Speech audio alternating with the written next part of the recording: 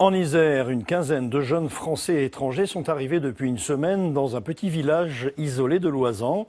Venus d'Italie, d'Espagne ou de Turquie, ils participent à un chantier de jeunesse international qui consiste à restaurer près de 2 km d'un ancien sentier muletier destiné aux touristes. Fabrice Ligard et Dominique Bourget. Isolé dans son océan de verdure et de pierre, Houle a reçu avec l'été la première vague de touristes étrangers de sa déjà longue histoire. Une houle qui a déposé au cœur du village les stigmates d'un embryon de camping municipal et dans la pente qui monte du Bourdoisan, la trace d'un ancien sentier muletier, bientôt ressuscité. Let's go.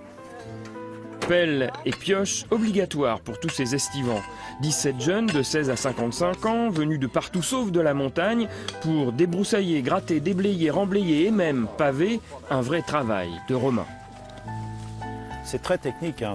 On est pratiquement à l'égal d'une voie romaine. Le fait qu'on retrouve sur ce chemin des empierrements, des murets, ils devaient être praticables par tous les temps.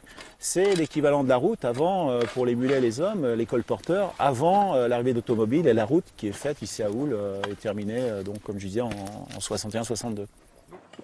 4 à 6 heures de travail par jour, nourris, logés, mais même pas payés, et ils appellent ça des vacances. Ces Romains-là seraient-ils fous? Ouais, ouais, mais je viens ici pour des langues. Et je viens ici pour des amis, pour trouver des amis et pour travailler volontairement. Et donc, non. On vient ici pour partager des expériences, connaître de cette région et avoir une expérience tout ensemble, une vie en groupe très différente dans la vie moderne.